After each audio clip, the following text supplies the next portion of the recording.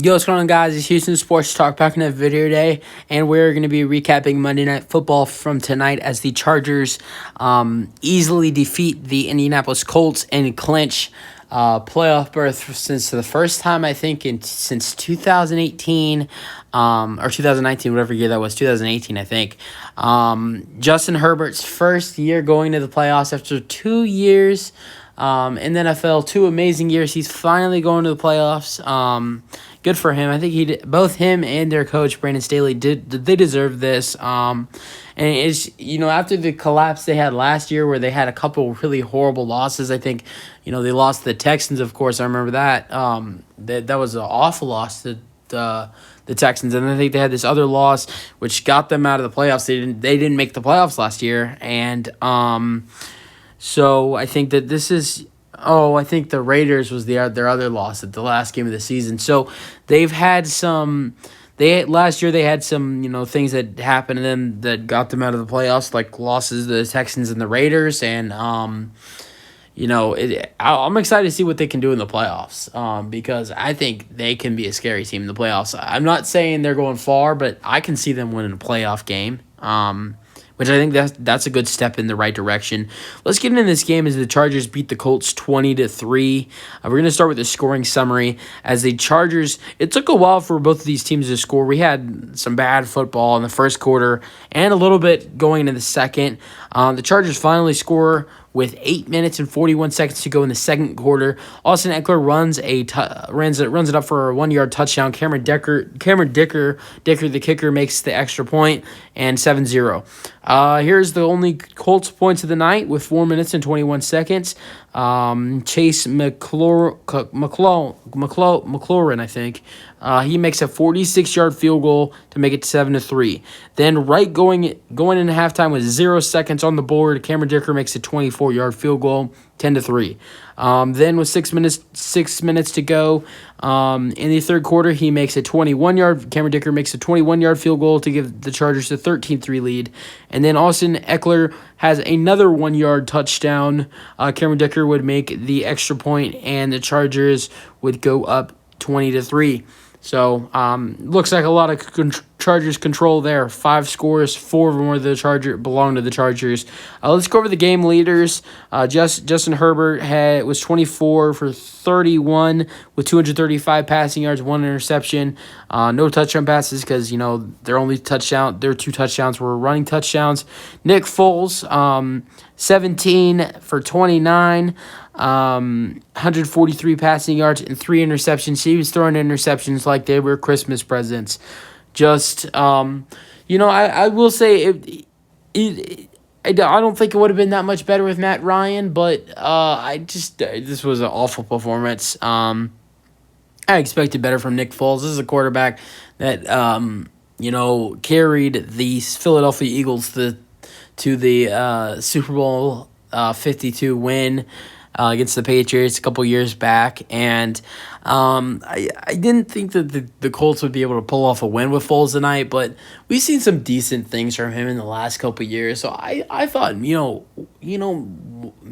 there's a chance he could have a decent game, and he just did not have it tonight. And going to the rushing yards, Eckler had 18 carries, 67 yards, and 2 touchdowns. And then Zach Moss for the Colts had 12 carries, 65 yards. Keenan Allen had 11 receptions, 104 yards. And then Woods had 3 receptions and 43 yards for the Colts. Let's go to the full box score just to see the rest of the stuff. What else? Joshua Kelly for the Chargers had 9 carries and 33 yards. Mike Williams had 4 receptions and 76 yards for the Chargers as well. For the Colts, Michael Pittman Jr. had 4 receptions and 39 yards. And Alec Pierce had 3 receptions and 26 yards. That was really it. I think Paris Campbell had 2 receptions and 19 yards as well. Fumbles. The Chargers fumbled once. Justin Herbert fumbled. Justin Herbert. He fumbled the ball, lost it. Kwity Paye recovered. So yeah, that was. I guess that was the only fumble in this game. And then you got your interceptions. The Colts interception was Rodney Thomas the second. He returned that interception for 5 yards. And then the 3 interceptions for the Chargers. Derwin James had an interception. He was ejected in this game for a hit. So he didn't play much of this game. Michael Davis, who had a 30-yard interception return after went for 30 yards after his interception. And then Asante Samuel Jr. had an interception as well, and he went 11 yards. And then, yeah, that's really it. Cameron Dicker made both of his field goals, made both of his extra points. So that's really it for this one. Yeah, you guys let me know what you guys thought about the game.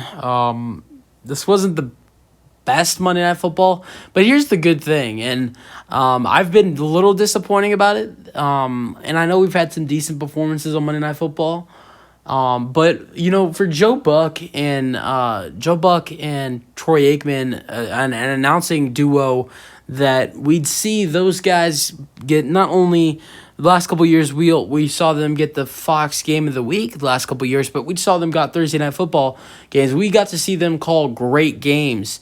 And I'm just gonna say, Monday Night Football, we've had some decent games this year, but there's nothing been that special this year.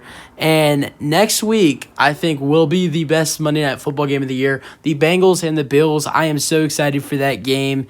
I think that I think that game's gonna be a shootout. I think that it's possibly could be an AFC championship preview right there. I'm really excited for that game. I think that.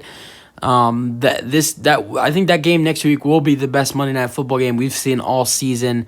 And we will get to see the best call that we've heard from Joe Buck all year. Because as much as he gets a lot of hate, but he's a damn good announcer. So, something I've really loved, during the years is, hearing all of his good calls on Fox. We got to see him we got to see him twice a week. We saw him on Thursday Night Football, and then we saw him on the Fox Game of the Week. They were always calling a good game every Sunday, plus a Thursday nighter. So it's gonna be good to see them have a really, really great game with the Bills and the Bengals. That's the game I'm most excited for all week, because it could determine a lot of things for the AFC. Potentially if the Bengals would win, I think that could lock up the AFC North for them. I think that if the Bills lose, I think the Chiefs, it'd be looking like the Chiefs could be the 1 seed in the. It could be looking like the Chiefs could be the 1 seed in the AFC. So there's just a lot of things that determines next week's game for Monday Night Football, and I'm really excited for it. But you guys let me know what you guys think about that game next week, and also let me know what you guys thought about the game this week. So that's it for the video. Hope you guys enjoyed, and peace out.